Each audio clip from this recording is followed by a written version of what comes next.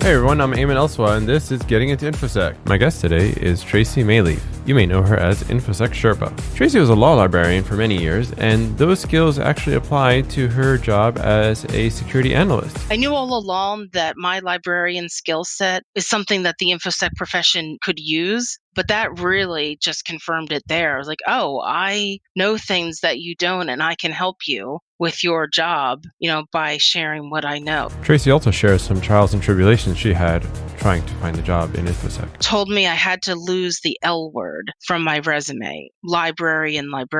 And I was very frustrated by that. And that made me even more determined. I'm like, oh, I'm going to go all in, double down, on what this librarian can do for you. Tracy's amazingly optimistic, and I had a really wonderful time speaking with her. Yeah, because you see your score right away. And I was actually happy. And the guy in the exam center goes, no, ma'am, you failed. I'm like, oh, but I didn't fail as badly as I thought. I was like, no, this is actually good news. I'm like, I could do this. And also, They had me at port scanning. so not much this week in terms of resources. It's been crazy. The only one thing I would say is check out The Art of Improvement. Those videos are really applicable to one trying to get into InfoSec. They're really applicable to life in general, but when you're trying to do something new, you need to focus, whatever it is. The videos that are mentioned on there are just amazing and really I found helpful personally, so I'm just sharing with you. Hey, so I wrote a book.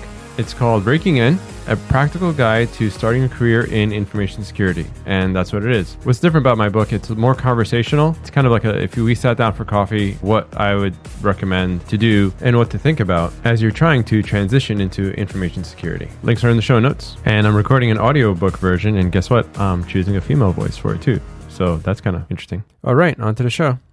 Hi, Tracy. Welcome to the show.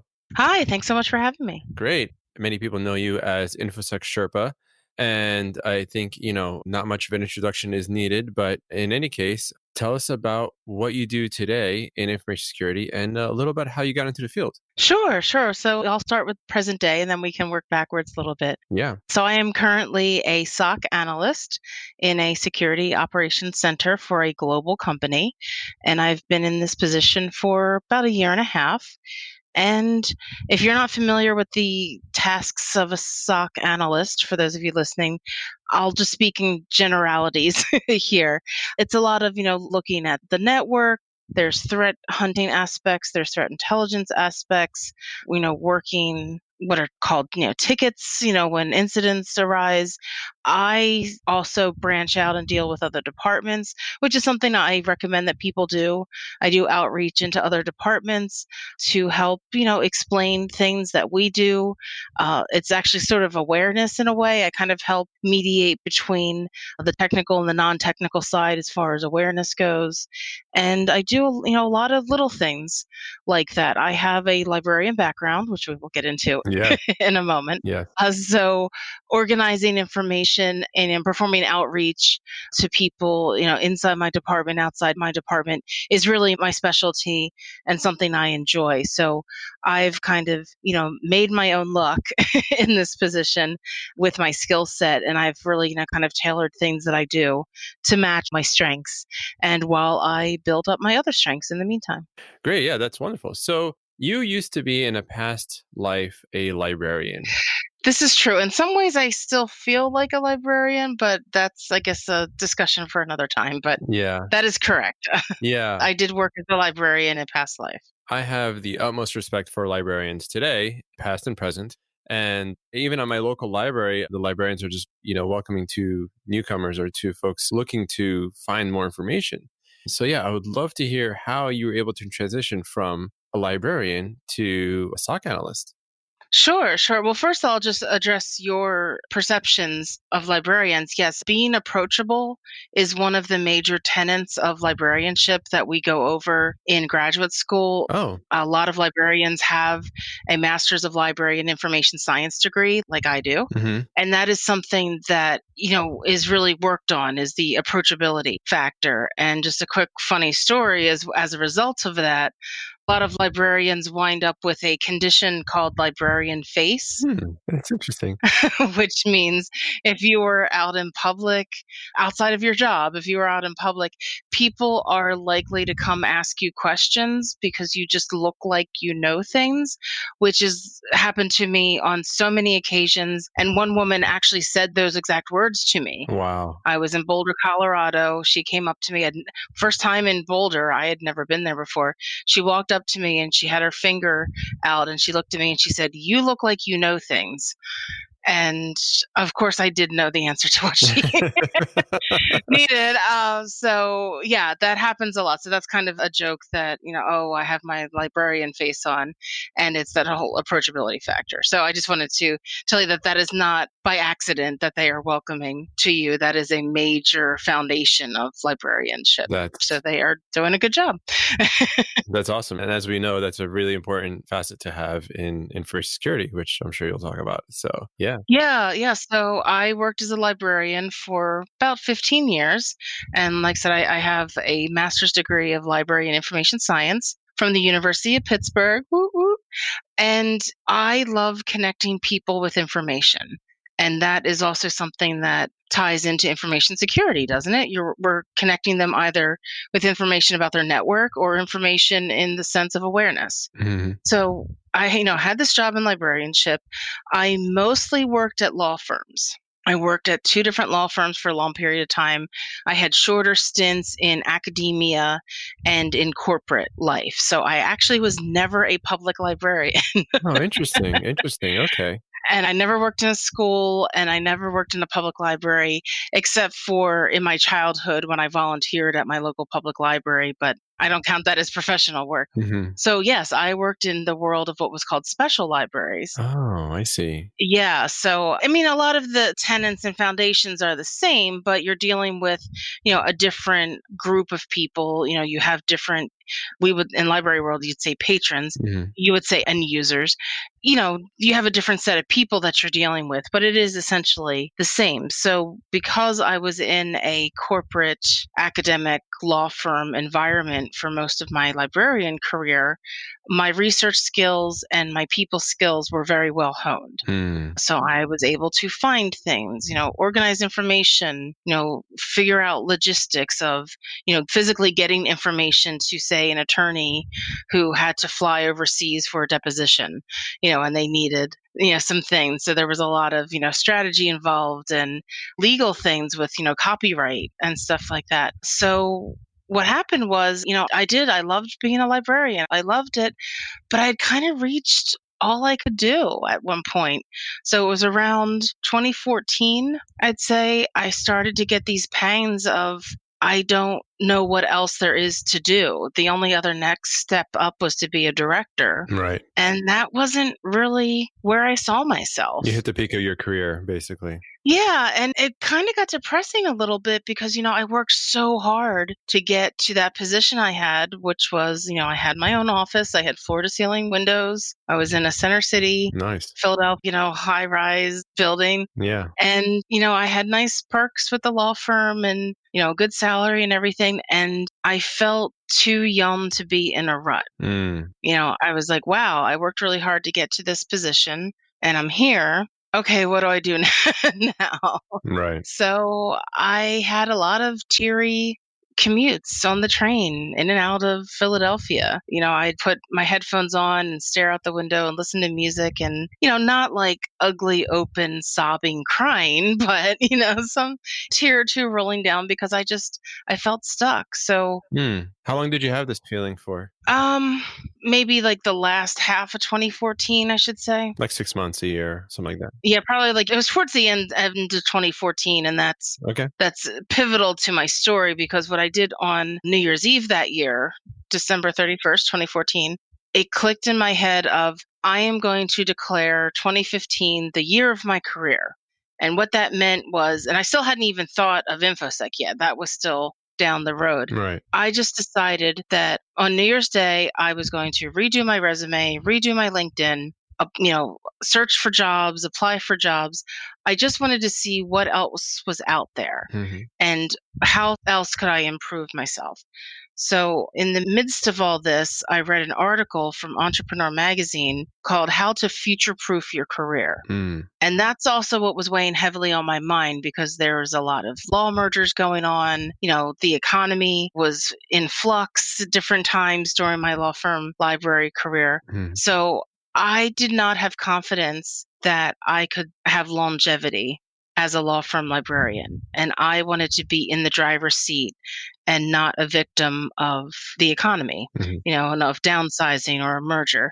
So that's when I stopped crying on the train and had some real deep thoughts with myself. And I thought to myself, when did I really feel joy in my job? And I thought long and hard. I thought about all the different jobs that I'd had in the past. And I came to the conclusion that whenever there was a tech aspect of a job that I had, that got me really excited and Oh, that, made me very passionate. So I realized, okay, connecting the dots, tech is what gets me excited and has like that fire in me. So 2015, I applied for a bunch of law firm librarian jobs, quickly realized that it was just all the same, but different firm. okay. Mm. So I'm like, okay, you know what? I am going to have to take this leap of faith and start going into the tech pool, dip a toe into the tech pool. So I went to meetups, meetup.com has meetups. Yeah. I went to workshops. I went to events. I just Google alerts, for tracking tech stories. Oh, okay. And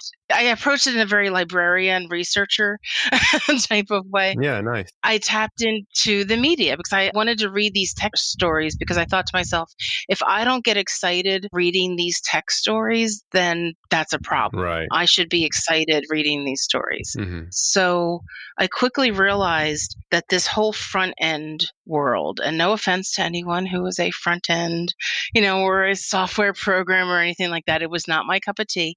I didn't feel comfortable at these meetups. I didn't have that fire inside me. I really did not care about front end. It just didn't click, right? It didn't click. I walked out of a Ruby on Rails class because I thought it was a bunch of nonsense. Hmm. And I didn't want that in my life. Hmm. So, a friend of mine who was actually in security and in IT for a long time watched me spin my wheels, let me learn on my own, and finally was like, Right. let's have a beer. Let me tell you about what I do on the back end and talk about security. Uh-huh. And I was like, I wish to subscribe to your newsletter. Nice. It intrigued me. So I noticed I started to be drawn towards, when I got all my alerts for all my tech alerts that would come in, I noticed that I kept clicking on all the security related articles Hmm. and I kept getting drawn to all the security news.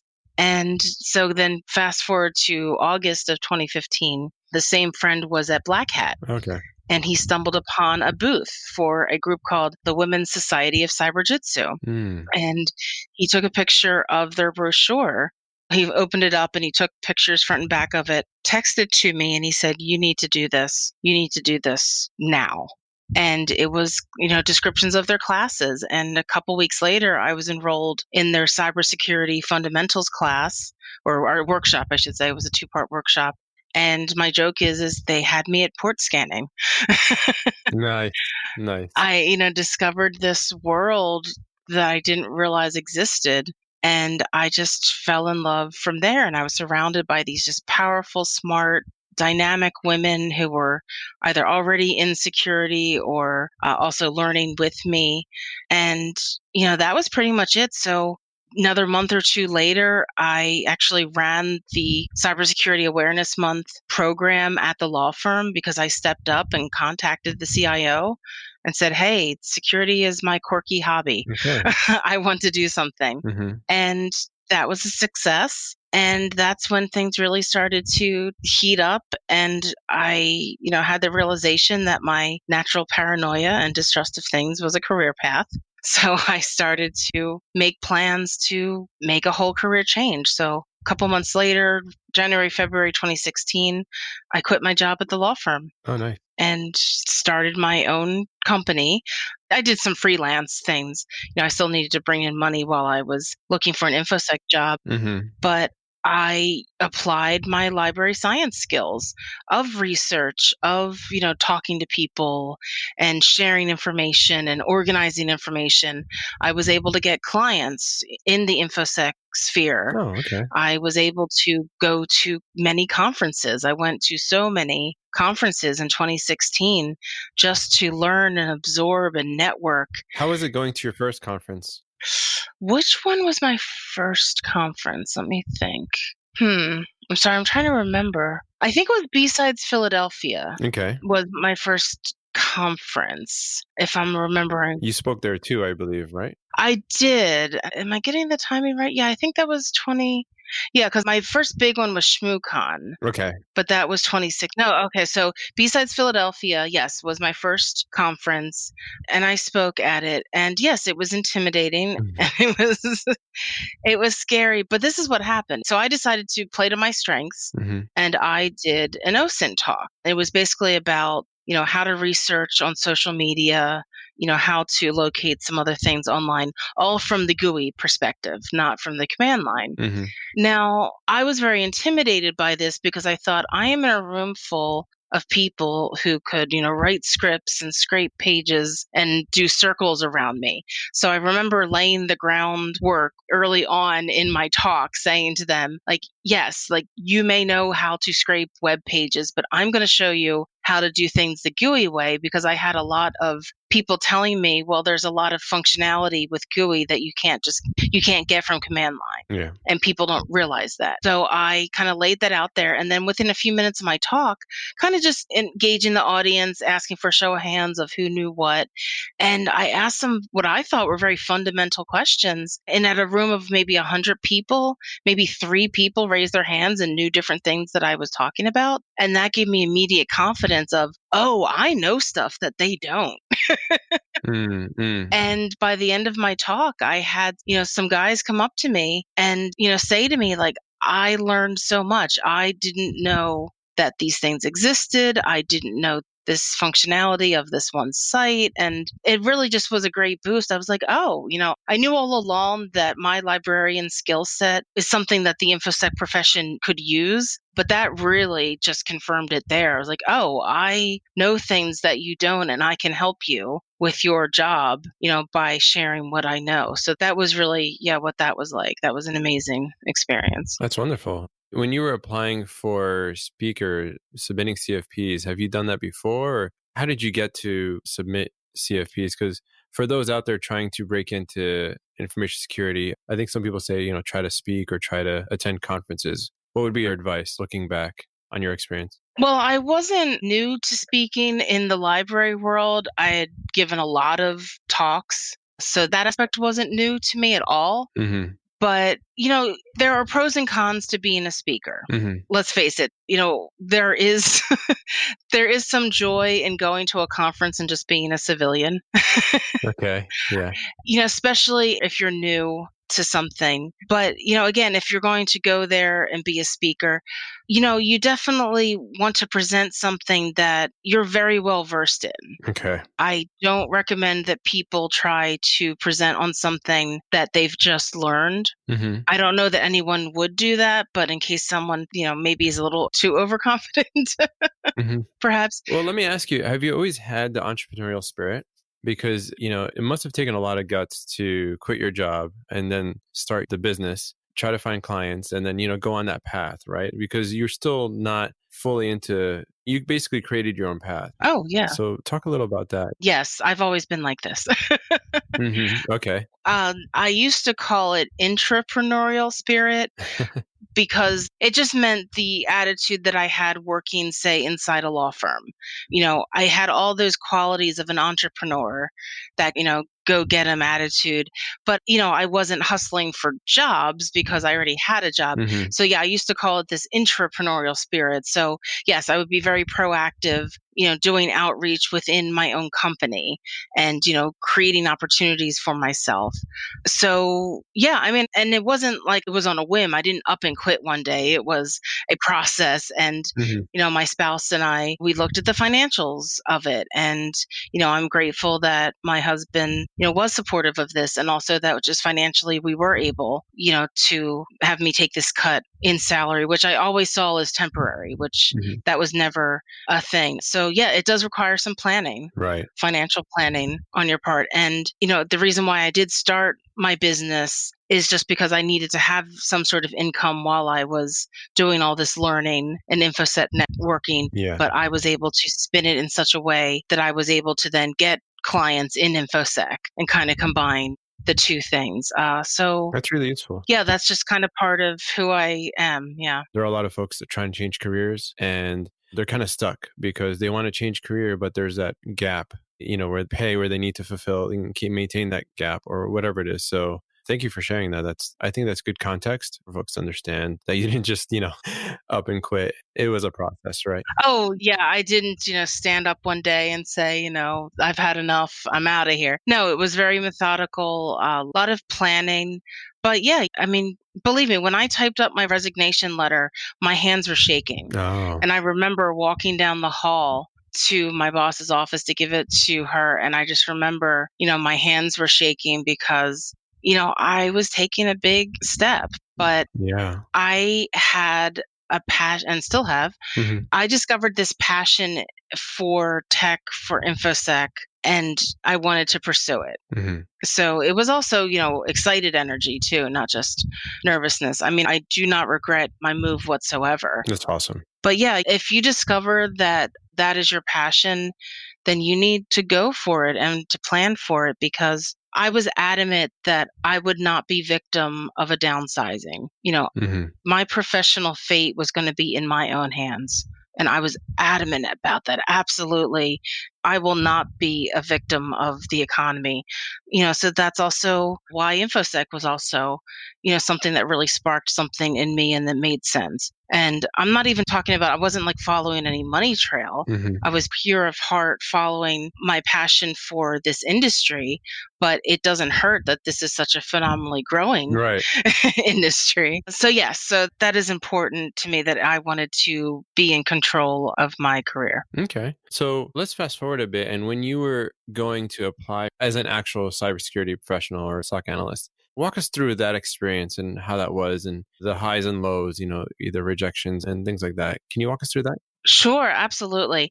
Now, before you ask, I really don't remember anymore how many jobs I applied for. It wasn't anything ridiculous like 100 or anything. I don't know, 25 maybe. Hmm. I was also very selective. I mean, I had a specific geographic area Hmm. that I was looking in. There wasn't really a lot, but I was looking for things that talked about research because that was a strength of mine. Mm. But I quickly learned that research in InfoSec doesn't necessarily mean what I thought it meant. Hmm. But I was applying for jobs that were entry level, things that I could leverage my skills, even if I could just get a foot in the door to be able to explain myself during an interview, Yeah. looking for things like that. I looked at some awareness positions as well, but I really wanted to do something that was more technical. You mean security awareness? Yeah, sorry, security awareness. Hmm. I didn't see many of those, but if I saw anything that had to deal with security awareness, because I knew that it meant interacting with people and things like that. Right. The bottom line is I was looking at jobs not by their title or anything, but what the requirements were, because I wanted to know if there was a job that I could leverage my skills, basically. So I applied for a lot of positions, and what was getting very frustrating is that I could tell that I was getting rejected automatically by the screen readers or the scanners. I could tell that people, like humans, weren't even looking Oh. at my resume Hmm. because of the timing. Rejection emails were coming very quickly after submitting. One of them was literally in the middle of the night. I think I stayed up late one night and submitted one at midnight. And then, like at 2 a.m., I get the rejection email. Wow. And it was for something that was in my time zone. And I'm like, no, nobody looked at this. And that one really hurt because that was listed as a researcher job. I believe it said something like, strong research skills Mm. required. And I was like, hello, you know, Wow. this is me to a T. So you didn't have the right keywords in your resume? Is that what it was? Yeah, I didn't have the right keywords. I met with someone from, I don't want to say what company, but it's one of the large, well-known consulting firms, Hmm. told me I had to lose the L word from my resume, librarian. Oh. And she told me, no InfoSec person is going to hire you with the word librarian on your resume. And I said, well, I can't remove it. It's in the name of my master's degree and it's my title. I mean, keep in mind, I was in law firm libraries for 10 years. Mm, Like, I can't not list the library jobs. right. And I was very frustrated by that. And that made me even more determined. I'm like, oh, I'm going to go all in, double down, on what this librarian can do for you, sort of thing, because I was offended. I was like, I worked hard to get that master's degree and to attain everything that I achieved in library world. And here's this woman just saying, oh, just hide it, call it something else. Hmm. And that made me really angry. And, hell hath no fury like a Sherpa scorned, because Mhm. I was on a mission to just double down. So I kind of changed my networking strategy Okay. and, kept leveraging my library science skills. So one day in April of 2017, I received 4 rejection emails in a single day. Oh, wow. And I lamented to a friend, a new InfoSec friend that I had made. I lamented to him, what do I have to do to at least just get in front of someone so that I can explain what skills I have and what I can offer? Mhm. And he said, do you mind if I post about you on my social media? Hmm. And I just thought, couldn't hurt. Okay. Why not? Go for it. Go for it. Next thing I know, I get a tweet from my now boss saying, Oh, oh, okay, yeah, I didn't realize you were looking for a job. I'd like to talk to you. So about 2 weeks later, I had an interview. And about a month after that, I started at my current job. okay. So that's why I talk about networking, beat that drum of networking with people, because if I hadn't networked in that friend, Mhm. I wouldn't have had him as a confidant to use as a sounding board when I was feeling really frustrated that day. Yeah. And then, he in turn did that for me and literally got me my current job in InfoSec. That's awesome. How'd you meet that friend? I believe we met on Twitter. And he's like, I like your different ideas. Would you like to come on to some podcasts with me? Would you like to do some blog work with me?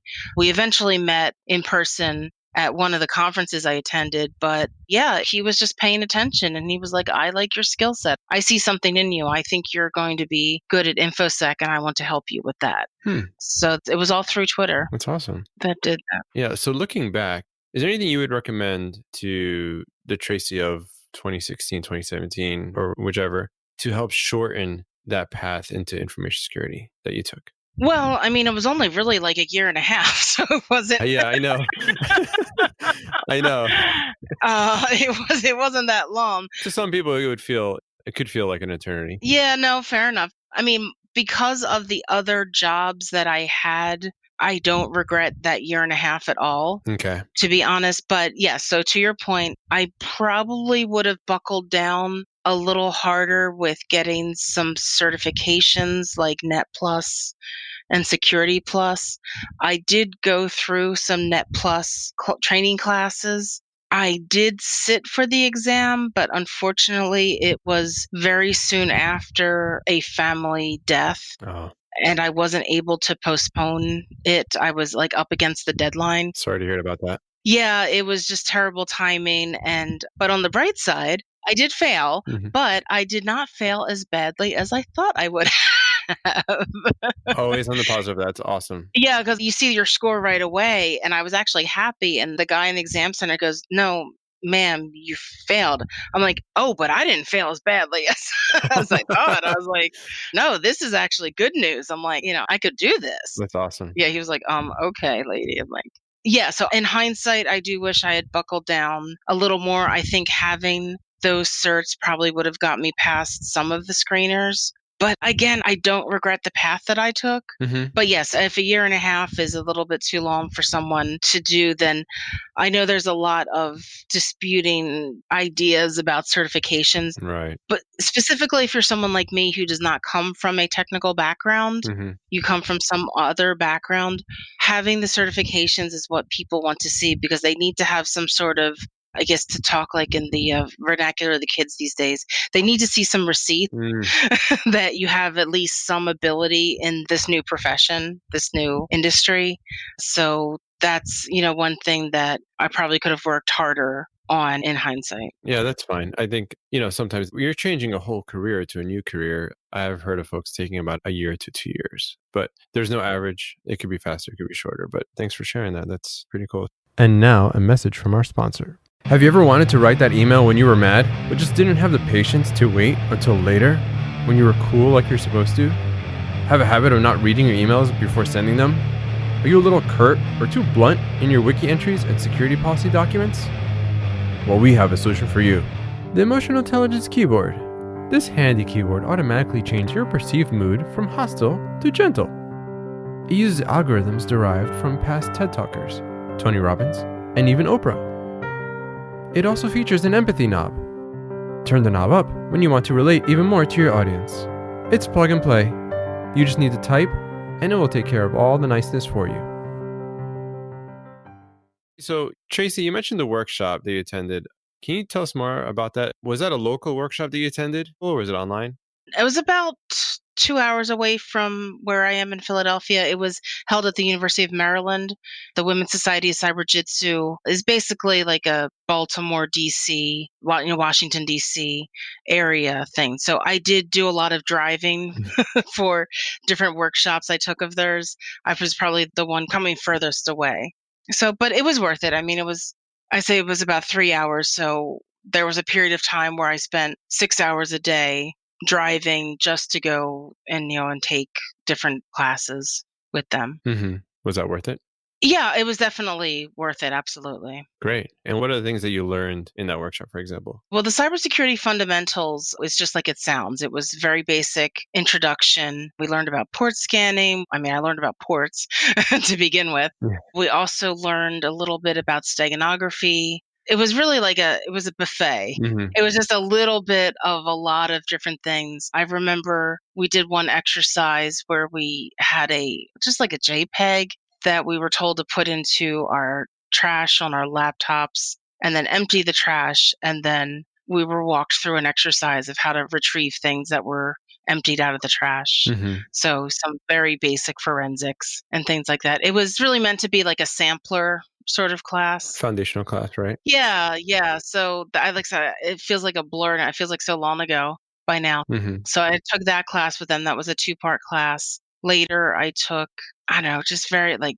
Wireshark workshops. I took the Network Plus. That one was the 6 to 8 week class that I went down every week for just going through the whole Network Plus book.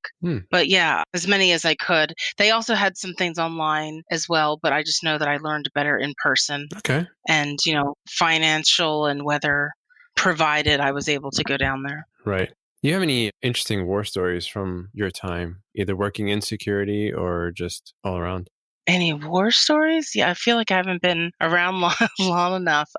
Well, I can think of one. There's one I can only really speak about in vague terms, Mm-hmm. hashtag OPSEC. Yeah. But there was one day when, well, actually, here I can think of 2 good stories that are good for beginners. Sure. So I'll tell the first one where I noticed that something was going a little screwy on the network, but I couldn't really identify what the issue was. But I just was having this instinct that something wasn't right. And I knew enough to say something, and I pulled someone over. And long story short, it actually was an exercise that we were being tested. Oh, nice. But we didn't know that at the time. Right. But yeah, I was able. So we actually got a lot of commendation for that because it was truly a team effort. Because I noticed something. I'm like, I can't really identify what this is, but this doesn't look right. I have a bad feeling in my gut about this. I wasn't too proud or embarrassed or shy to pull someone over. And I said, I don't think this looks right. What's going on here? And then the eyes got really big. He was like, oh, yeah, no, that's not, not right. And then we're working on everything furiously. And then all of a sudden it was like, hey, surprise, it was a test and you passed. So that was one thing. So that's a big lesson of, even if it turned out to be nothing, Mm-hmm. don't be embarrassed to speak up and to say that, just to say like, I don't know what this is, but this doesn't look right to me. Yeah. And if someone tells you, oh, it's fine, well, then you just say, okay, well, can you explain to me, what's fine about it? And then after the dust settled, can you explain to me what was wrong? What made your eyes go so big? Yeah. Explain that to me. So that's a good one for beginners to not hesitate because, that really made us look good as a team. That's awesome. And then the other one was one day there was a legit incident that we were all working on when a secondary minor incident popped up and everybody was like, ah. So I quickly looked into the second incident and I realized I had enough skills to handle the second incident by myself while everyone else who was, a lot more skilled than me Hmm. could work on the big one. And so I just called it out. I was like, I got the second one by myself. Everybody just keep doing doing what you're Nice. doing. I got this, right? Yeah, I'm like, I got this. Because, yeah, I was able to very quickly surmise. I was like, oh, I know how to do this. I got this. I got this. It's fine. I got it. Cool. Nice. And then I just had somebody senior double check my work after the fact. And yeah, and everything was fine. And so, yeah, again, don't be afraid to speak up and have confidence in what you do know. Like I said, I was able to quickly surmise. I'm like, oh, I know how to do this. Got it. Yeah, that must have been a big confidence builder right there. Yeah, it was pretty awesome. And then that enabled the rest of the team to very quickly stamp out whatever was going on. And they were able to do it a lot quicker because nobody had to like babysit me or pull their attention or anything. Yeah. So, very quickly everything was resolved and all was right with the world again. Nice. And then I think we ate lunch. So All in the morning, huh? That's yeah, great. yeah, everything just happened quickly. So those are just two war stories for people starting out. Don't be afraid, to call something out. Even if you're wrong, it doesn't matter. Then you turn it into a learning experience. You say, okay, well, then what did I get wrong here that I thought was bad? And if you see something that you think you can handle, then handle it. Jump in and handle it. Is there a time where you had to be creative and hack the situation you're in to either get out or get an outcome that you wanted? Oh my. Well, I have to think carefully because of statutes of limitations. Think. Well, it doesn't have to be a technical hack. So it could be just, Oh, I'm talking about anything here. Yeah. yeah. So, yeah, I have lots of stories about that. And I don't think at the time I would have known to call it hacking, Hmm. but I have been known to pull a social engineering instance or two to get something Oh, that I wanted. That again, at the time, I don't think I realized it was social engineering. I just knew that it was something that I wanted. I'll give you two innocuous ones. okay. Okay. One is I was a latchkey kid, as many kids were, I guess still are. And my problem was is that I would often forget my key. Mm. So through the magic of television, I noticed that on TV they were always opening locks with a credit card. And I did not have a credit card, but I had a library card. Ah, And at the time, my library card was a very, very thick plastic card. how poetic. Yeah, I know. I wish, yeah, if hindsight's 2020, right? Like this is where it all began was lloyding a lock with a library card. So yeah, one day I came, I went home, realized I didn't have my key and remembered those TV shows. So I pulled my library card out and I lloyded the lock to my house with my library card There you go. and got inside. I used to break into my parents' house a lot because I'd forget my key a lot.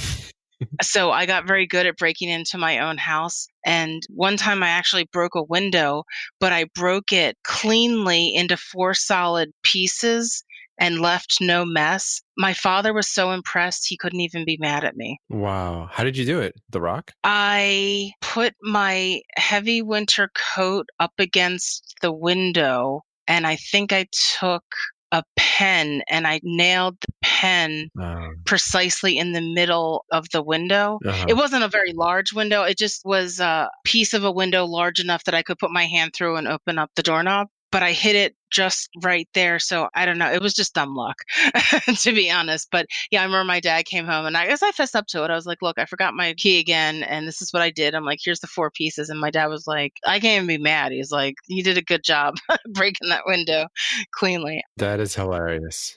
That is awesome. Yeah, so that was literally like elementary school. Hmm. So then fast forward to before I was a librarian, I was a travel agent. Okay. And I had a free ticket I was going to South America. And it was a free ticket, but it was in coach. But I decided that I was too fancy for coach. So I decided to flirt my way into what they called business first. It wasn't full first. It was like a combo thing. Hmm. So I flirted my way into business first class for this 10-hour flight to South America. But the more ballsy, may I say, part was when I went to go home, I decided that I was still too fancy for coach. So I just went to the first class check-in line at the airline Oh, nice. and I acted like I belonged there. And long story short, Okay. I got business first again on the way home, and I was the last person on the plane because and I don't really speak Spanish, so I didn't really know what was going on around me, Oh boy. but we were one of the last planes out of Chile because it was the Pinochet riots of 1997. Oh wow. I was the last person on the flight to New York. They pulled the plane away from the jetway as I was still walking to my seat. Like they just reversed it and got out of there. Wow. That is scary. Not only so remember, keep in mind I'm on a free ticket, so they could have just left me there. Yeah. But I managed to like talk my way not only onto the plane but into, the business first and then be the last person on the plane and yeah, I don't know how but yeah. So that's what Wow. happened. Wow. I see. Have you thought of going into the social engineering contest, CTF? No, I don't want to. I think those days are over. No. Gotcha. But I respect that whole part of InfoSec, but yeah, I don't think there's any way I could pull that off. Okay. You have the librarian face, so Yeah. yeah. But yeah, so that's, call it hacking or social engineer, whatever you want to call it. There are times when something comes up and, you need to get things done. So you get things done. Yeah. Nice. And what was your exposure to technology when you were younger? We didn't have a computer in the house until I was, an adult. So we didn't have a computer in the house. So yeah, not really. I mean, we really didn't have, I think I had some toy computer Mm-hmm. that I was given, like legitimately like a toy. Mm-hmm. And nothing was ever discouraged, but it wasn't necessarily encouraged. I mean, I know my mom was very insistent that I learn how to type. Like typing was a big thing. Like we had typewriters Okay. in the house. Like that was probably the limit of the technology. And like I said, I don't want to say that I was ever discouraged, but my parents were of an older generation and it was foreign to them. So I don't even think they knew how to encourage computer science. so Okay. Cool. so I'm not blaming them. I just think it was just foreign to them and it wasn't something they necessarily thought to encourage. And, and I was the youngest, youngest are pretty much like free range. They're kind of left, Mm, kind of left alone. yes, I'm familiar with that. Yeah. So yeah, no, I'm in awe of when I hear people tell stories of, oh, my dad and I worked on this motherboard together and blah, blah, blah. That And I was was like, yeah, that is not my experience. Okay, cool. So, do you have any parting words and advice for folks out there looking to get into InfoSec? I would say a couple things. First, know yourself. Do you have a passion for this? Are you getting into this for the right reasons and the right reasons of things that resonate with you? Is this something that you want to do? Is this something that you like? Will this make you happy? I see Marie Kondo's in the news again, does the idea of InfoSec bring you joy? Because if you're not interested in this, then you might just be spinning your wheels for nothing. Really, you need to be invested in this. Second, I would say to network with people. A lot of people might be shy or, have some sort of social awkwardness. there are things that you can do to still network with people. Maybe you just network online or, work on your social skills. But however you do it, online or in person, get to know people, ask questions, just make connections with people, because that's what's going to help get you around all those filters and all those roadblocks that seem to be in the hiring process. So you really need to get to know people. And third, stay on top of things, know what's going on. Expect to go into an interview and have to talk about the latest malware that might be in the news that morning. That's what happened to me. The day of my interview was the day that WannaCry happened. Oh, wow. Yeah. So when I drove to the interview, I remember going over in my head, listening to, I found a podcast already or some news or something. Mhm. But I remember going over in my head the details that we knew at that time of WannaCry, because I knew it was going to come up on an interview. Right. And sure enough, it did. And I thought through my answers ahead of time. So be up to date on what's going on. Keep an eye on the news and be prepared to talk about it. And again, I was less technical 2 years ago when I went on that interview, but I was still able to answer that question when it came up about WannaCry. So you really need to be aware of what's going on around you and be able to speak about it. Mhm. So I think those are 3 big things that people can concentrate on. Wow, that's really good advice. Thank you for your time today, Tracy. I think it was a wonderful conversation, and thank you for sharing your experience. Sure, it's my pleasure. I hope my words are helpful to people, and good luck with your own professional journey. Great. Yeah, I'm sure they will be. Thanks. Alrighty, I hope you enjoyed that conversation as much as I did. If you like the show, please share with your friends and let others know. They might thank you for it. Every week, I let my guests pick their music, and this week, it's reggae music. The artist is JR Tundra, and the name of the song is Natty Roadster. See you next time.